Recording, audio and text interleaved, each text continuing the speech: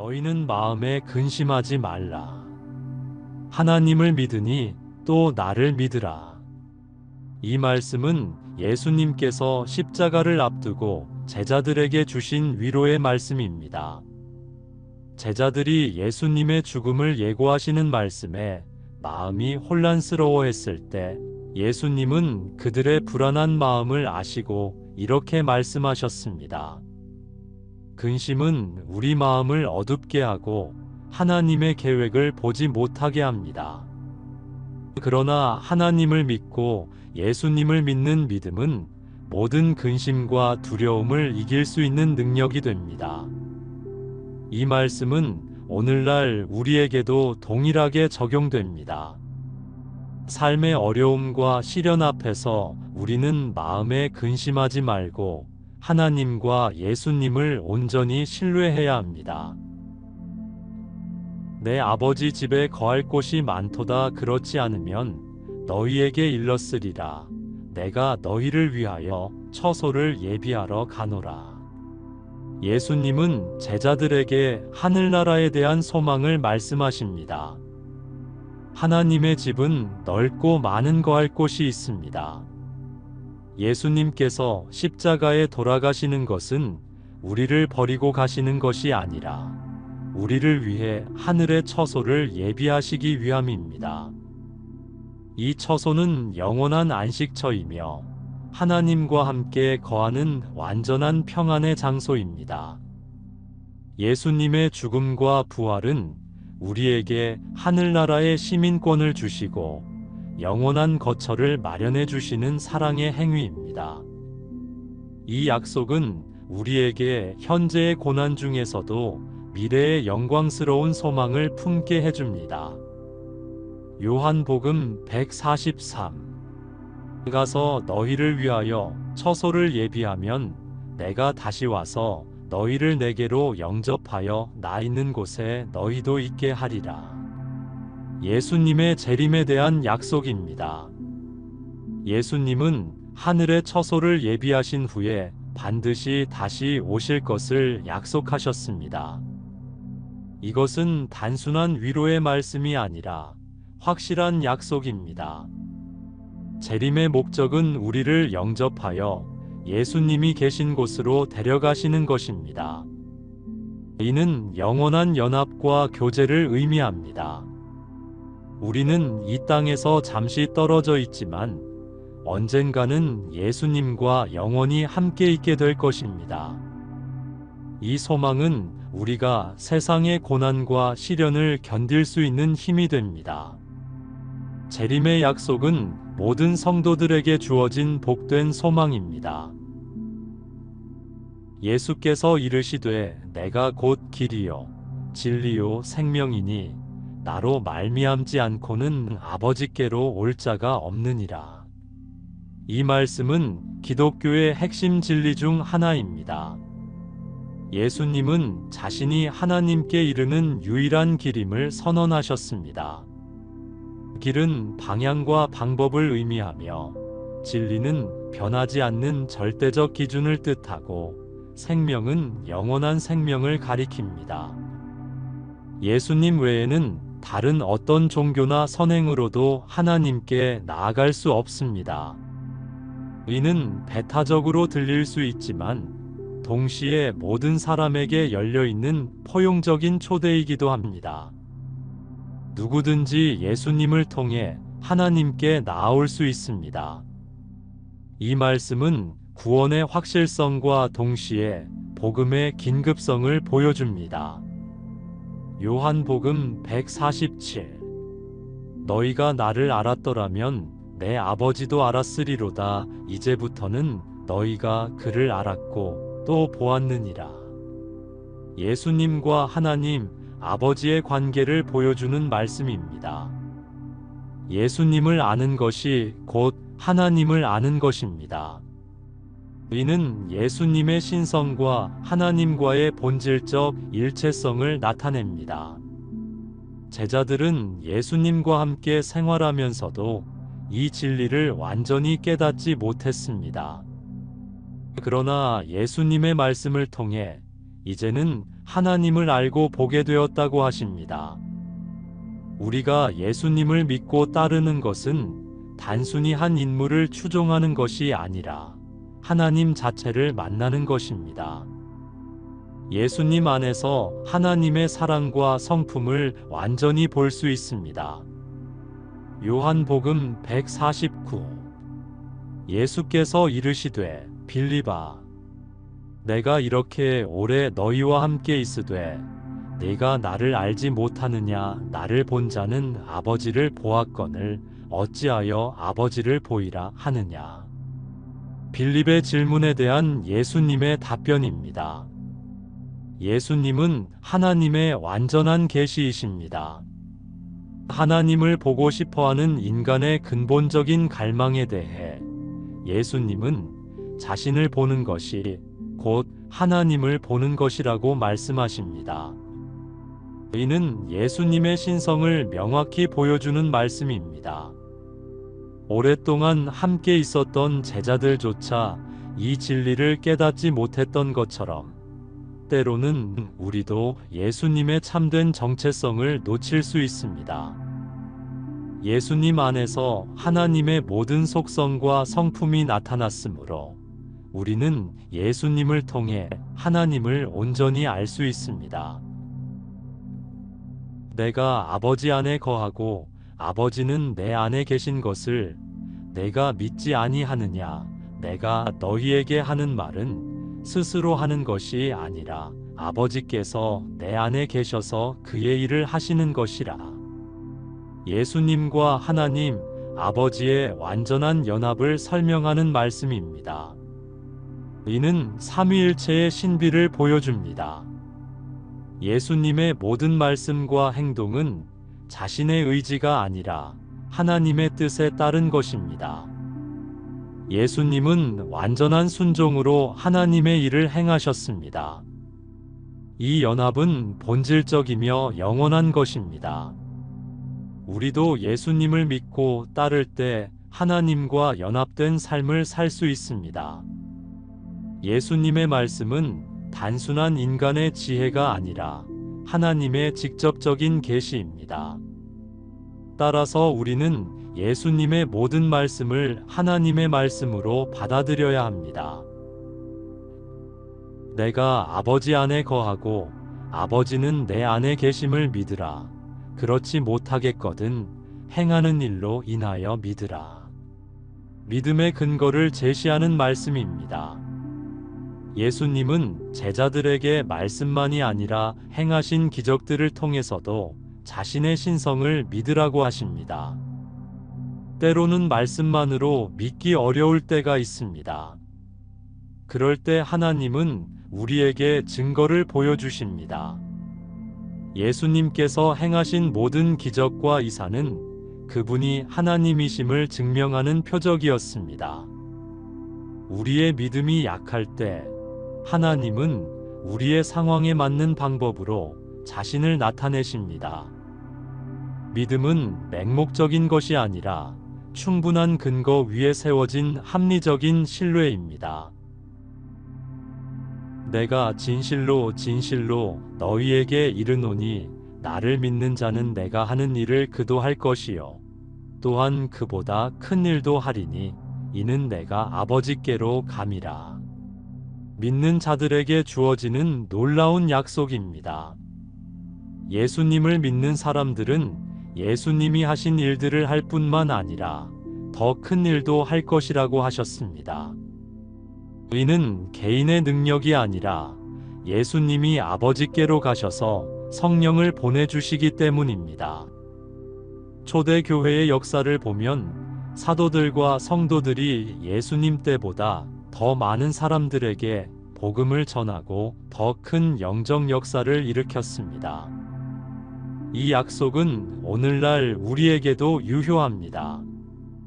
우리가 예수님을 믿고 의지할 때 하나님의 능력으로 놀라운 일들을 경험할 수 있습니다. 이는 우리의 힘이 아니라 하나님의 은혜입니다.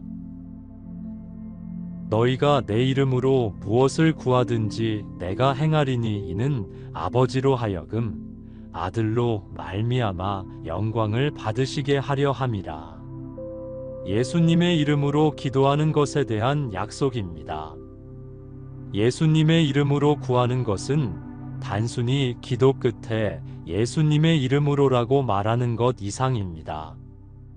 이는 예수님의 뜻과 성품에 따라 예수님이 원하시는 것을 구하는 것을 의미합니다. 이런 기도는 반드시 응답됩니다. 기도의 목적은 하나님 아버지께서 예수님을 통해 영광을 받으시는 것입니다. 우리의 이익이나 욕심이 아니라 하나님의 영광이 기도의 최종 목표여야 합니다. 예수님의 이름은 우리가 하나님께 나아갈 수 있는 유일한 통로이며 모든 기도 응답의 근거입니다. 내 이름으로 무엇이든지 내게 구하면 내가 행하리라. 앞 구절의 약속을 더욱 확실히 하는 말씀입니다. 예수님은 자신의 이름으로 구하는 모든 것을 행하시겠다고 약속하셨습니다. 이는 예수님의 신성과 전능하심을 보여줍니다. 또한 예수님께 직접 기도할 수 있음을 나타냅니다. 예수님의 이름으로 기도한다는 것은 예수님의 권위와 능력에 의지하는 것입니다. 우리의 연약함과 부족함에도 불구하고 예수님의 이름이 우리의 기도를 능력 있게 만듭니다. 이 약속은 우리로 하여금 확신을 가지고 기도하게 만듭니다. 예수님은 우리의 기도를 들으시고 응답하시는 살아계신 하나님이십니다. 너희가 나를 사랑하면 나의 계명을 지키리라. 사랑과 순종의 관계를 보여주는 말씀입니다. 참된 사랑은 말이나 감정에 그치지 않고 행동으로 나타납니다. 예수님을 사랑한다면 자연스럽게 그분의 계명을 지키게 됩니다. 이는 억지로 하는 것이 아니라 사랑에서 우러나오는 자발적인 순종입니다. 계명을 지키는 것이 사랑의 증거가 되며 동시에 사랑을 더욱 깊게 만드는 방법이기도 합니다. 순종은 사랑의 표현이며 하나님과의 관계를 더욱 친밀하게 만듭니다. 우리가 하나님의 말씀에 순종할 때 하나님의 사랑을 더욱 깊이 체험할 수 있습니다. 사랑과 순종은 분리될 수 없는 하나의 실체입니다. 내가 아버지께 구하겠으니 그가 또 다른 보혜사를 너희에게 주사 영원토록 너희와 함께 있게 하리니 그는 진리의 영이라 세상은 능히 그를 받지 못하나니 이는 그를 보지도 못하고 알지도 못함이라. 그러나 너희는 그를 아나니 그는 너희와 함께 거하심이요 또 너희 속에 계시겠음이라. 성령님에 대한 첫 번째 약속입니다. 예수님이 떠나시지만 또 다른 보혜사이신 성령님을 보내주실 것을 약속하셨습니다. 보혜사는 도우시는 분, 위로하시는 분, 변호하시는 분이라는 의미입니다. 성령님은 영원토록 우리와 함께 계십니다. 예수님은 육체를 가지고 계셔서 한 곳에만 계실 수 있었지만 성령님은 영이심으로 모든 신자들과 동시에 함께 하실 수 있습니다. 성령님은 진리의 영이시며 세상 사람들은 그분을 알지 못하지만 믿는 자들은 그분을 압니다. 성령님은 우리 곁에 계실 뿐만 아니라 우리 안에 거하십니다. 내가 너희를 고아와 같이 버려두지 아니하고 너희에게로 오리라. 예수님의 따뜻한 약속입니다. 제자들은 예수님이 떠나시면 고아처럼 홀로 남겨질까봐 두려워했습니다. 그러나 예수님은 그들을 버려두지 않으시겠다고 약속하셨습니다. 이 약속은 성령님을 통해서 그리고 궁극적으로는 재림을 통해서 성취됩니다. 하나님은 자녀들을 절대 버리지 않으십니다. 비록 육신의 눈으로는 보이지 않아도 영적으로는 항상 우리와 함께 계십니다. 우리는 결코 혼자가 아닙니다. 어려운 상황에서도 하나님께서 함께 하심으로 담대할 수 있습니다. 이 약속은 모든 신자들에게 큰 위로와 확신을 줍니다. 조금 있으면 세상은 다시 나를 보지 못할 것이로되 너희는 나를 보리니 이는 내가 살아있고 너희도 살아있겠음이라. 부활에 대한 예고입니다. 예수님은 십자가에서 죽으시지만 다시 살아나실 것을 말씀하셨습니다. 세상 사람들은 부활하신 예수님을 보지 못하지만 믿는 자들은 볼 수 있습니다. 이는 영적인 눈으로 보는 것을 의미합니다. 예수님의 부활은 우리 부활의 보증이기도 합니다. 예수님이 사셨기 때문에 우리도 살 수 있습니다. 이는 영적인 생명뿐만 아니라 육체의 부활까지 포함합니다. 예수님과의 생명의 연합은 죽음도 끊을 수 없습니다. 우리는 예수님 안에서 영원한 생명을 소유하고 있습니다. 이 생명은 현재뿐만 아니라 미래까지 계속됩니다. 그날에는 내가 아버지 안에, 너희가 내 안에, 내가 너희 안에 있는 것을 너희가 알리라. 완전한 연합에 대한 말씀입니다. 그날은 성령이 오시는 날, 즉 오순절을 가리킵니다. 그때 제자들은 예수님과 하나님, 그리고 자신들 사이의 신비로운 연합을 깨닫게 될 것입니다. 이는 삼위일체의 교제 안으로 들어가는 것을 의미합니다. 우리는 예수님 안에 있고 예수님은 우리 안에 계십니다. 이런 상호내재는 기독교 신앙의 신비입니다. 이 연합은 단순한 관념이 아니라 실제적인 영적 현실입니다. 성령의 내주하심을 통해 우리는 이 놀라운 진리를 체험할 수 있습니다. 이 연합은 우리의 정체성과 삶의 방향을 완전히 바꿔놓습니다. 나의 계명을 가지고 지키는 자라야 나를 사랑하는 자니 나를 사랑하는 자는 내 아버지께 사랑을 받을 것이요 나도 그를 사랑하여 그에게 나를 나타내리라. 사랑의 순환 구조를 보여주는 말씀입니다. 진정한 사랑은 계명을 지키는 것으로 나타납니다. 그리고 이런 사람은 하나님 아버지의 사랑을 받으며 예수님의 사랑도 받습니다. 더 나아가 예수님은 그런 사람에게 자신을 나타내 보이십니다. 이는 특별한 계시와 임재를 경험하게 된다는 의미입니다. 순종하는 자에게 하나님은 더 많은 것을 보여주십니다. 사랑과 순종, 그리고 계시는 서로 연결되어 있습니다. 하나님의 말씀에 순종할 때 우리는 하나님을 더욱 깊이 알 수 있게 됩니다. 이는 영적 성장의 법칙입니다. 예수께서 대답하여 이르시되 사람이 나를 사랑하면 내 말을 지키리니 내 아버지께서 그를 사랑하실 것이요 우리가 그에게 가서 거처를 삼으리라. 하나님의 임재에 대한 약속입니다. 예수님을 사랑하여 그분의 말씀을 지키는 사람에게는 놀라운 일이 일어납니다.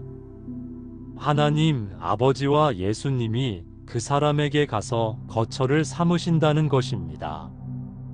이는 하나님의 특별한 임재를 의미합니다. 우리의 마음이 하나님의 성전이 됩니다. 이는 단순히 상징적인 표현이 아니라 실제적인 영적 현실입니다. 순종하는 자의 삶 속에 하나님이 거하시며 그 사람의 삶이 하나님의 영광을 나타내게 됩니다. 이런 삶을 사는 사람은 하나님과의 친밀한 교제를 누리며 하나님의 뜻을 분별할 수 있게 됩니다. 보혜사 곧 아버지께서 내 이름으로 보내실 성령 그가 너희에게 모든 것을 가르치고 내가 너희에게 말한 모든 것을 생각나게 하리라. 성령의 사역에 대한 두 번째 약속입니다. 성령님은 우리의 교사가 되십니다. 모든 것을 가르치시고 예수님의 말씀을 기억하게 해주십니다. 이는 신약 성경이 기록될 수 있었던 근거이기도 합니다. 사도들이 예수님의 말씀과 행적을 정확히 기록할 수 있었던 것은 성령님의 역사 때문입니다. 오늘날에도 성령님은 우리가 하나님의 말씀을 이해하고 적용할 수 있도록 도우십니다. 성령님의 가르침 없이는 우리가 영적인 진리를 깨달을 수 없습니다. 성령님은 우리의 영적 눈을 열어주시고 하나님의 뜻을 분별할 수 있게 해주십니다. 성령님의 인도하심을 구하며 말씀을 읽어야 합니다. 평안을 너희에게 끼치노니 곧 나의 평안을 너희에게 주노라. 내가 너희에게 주는 것은 세상이 주는 것과 같지 아니하니라. 너희는 마음에 근심하지 말고 두려워하지도 말라. 예수님이 주시는 평안에 대한 말씀입니다. 예수님의 평안은 세상이 주는 평안과 질적으로 다릅니다. 세상의 평안은 환경에 따라 좌우되지만 예수님의 평안은 어떤 상황에서도 변하지 않습니다. 이 평안은 하나님과의 올바른 관계에서 오는 것으로 죄사함과 구원의 확신에 기초합니다. 예수님의 평안을 소유한 사람은 근심과 두려움을 이길 수 있습니다. 이는 감정적인 평온함을 넘어서는 영적인 안정감입니다. 어려운 상황에서도 하나님을 신뢰할 수 있는 믿음에서 나오는 평안입니다. 이 평안은 예수님이 우리에게 주시는 선물입니다.